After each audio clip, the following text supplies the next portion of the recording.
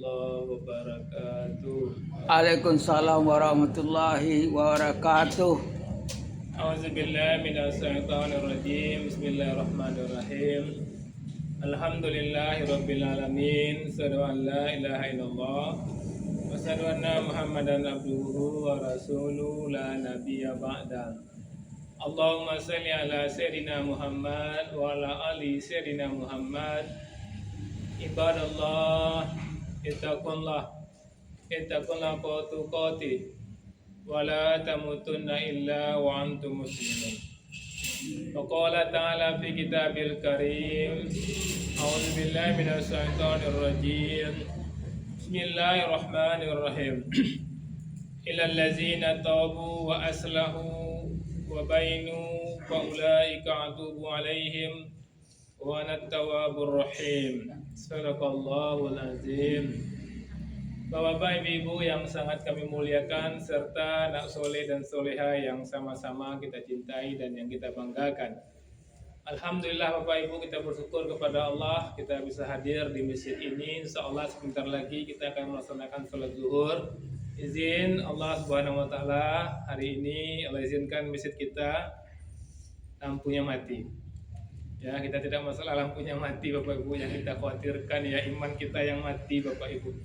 Bayangkan lampu mati kita sudah panik, tidak bisa berbuat banyak kita Bapak Ibu, suara kita terbatas, tidak bisa menjangkau seluruh pelanti ini. Tapi dengan adanya listrik bisa menjangkau luar biasa suara kita. Tapi kata Allah hari ini, jam ini Allah izinkan mati lampu untuk tibar bagi kita bahwa kita memang sangat lemah Bapak Ibu. Kita butuh teknologi dan teknologi itu dimudahkan hadir oleh Allah Subhanahu Wa Taala. Jadi kita tidak berpanjang-panjang, singkat saja Bapak Ibu, karena tidak ada pedoman kita untuk iqamah. Biasanya ada 12 menit, 14 menit. Nah, sekarang insya Allah selesai Ustaz ceramah, kita langsung iqamah. Dan kami tidak lama-lama Bapak Ibu karena tidak bisa pedoman. Kita lanjutkan hikmah dan pelajaran dari suci Al-Quran. Sekarang kita masuk surah Al-Baqarah 160. Di mana di sini Allah mengatakan kecuali mereka yang telah taubat. Tidak hanya taubat, kemudian mengadakan perbaikan, dan tidak hanya itu, dan menerangkan kebenaran, maka terhadap mereka itulah Allah menerima taubatnya. Dan Allah mengatakan, akulah yang maha menerima taubat lagi maha penyayang. Jemaah yang dimuliakan Allah, hari ini kita berbicara tentang satu ayat yang sangat lembut, sangat menenangkan, namun juga sangat menuntut perubahan. Allah membuka pintu taubat, tapi tidak untuk orang yang hanya menyesal. Tidak cukup menyesal, tapi ada etikat untuk berubah. Ayat 159 sebelumnya sudah kita sampaikan ancaman yang keras bagi orang-orang yang menyembunyikan kebenaran. Maka ayat 160 pintu taubat dibuka. Pelajaran yang luar biasa, Allah mendidik dengan dua sayap. Sayap takut berupa azab dan sayap rahmat berupa harap. Dengan itu keduanya juga Allah mengatakan Bapak Ibu, orang yang tidak bertobat dilaknat oleh Allah Subhanahu Wa Taala. Kita lihat hikmah dan pelajaran Bapak Ibu. Yang pertama, taubat. Taubat itu kembali dari dosa kepada Allah. Berapa banyak dosa yang kita simpan?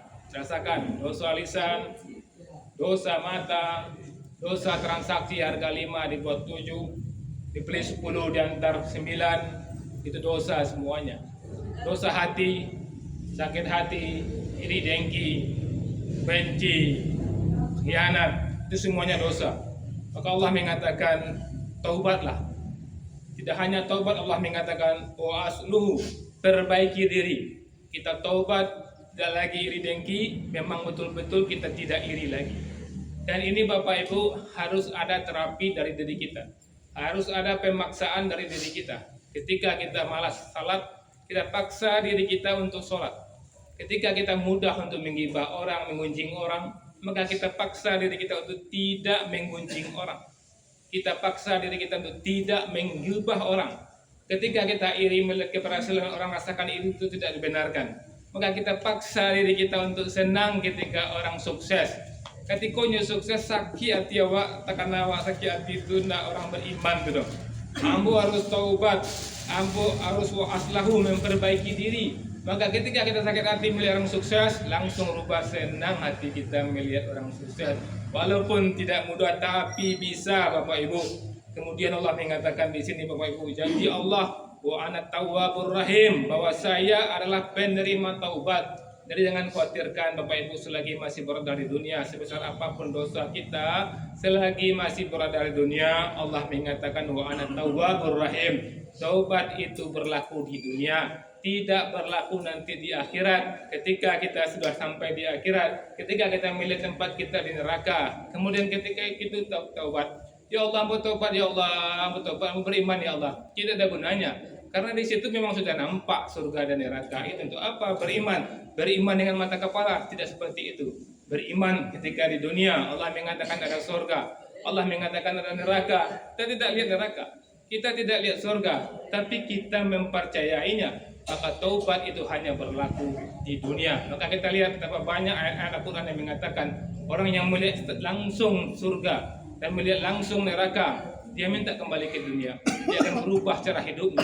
Maka beruntunglah Bapak Ibu, ayat ini luar biasa. Al-Baqarah 160 ini menggambarkan kepada kita bahwa Allah itu wa ana tawwabur rahim. Maka pastikan kita tinggalkan dunia ini dalam posisi benar-benar bertaubat kepada Allah Subhanahu wa taala. Bapak Ibu yang kami muliakan, alarm iqamat tidak ada. Tadi kami dari awal sudah mengatakan mungkin pengajian kita berhenti setelah iqamah dikumandangkan. Setelah pengajian berhenti, kami rasa sudah cukup pengajian kita.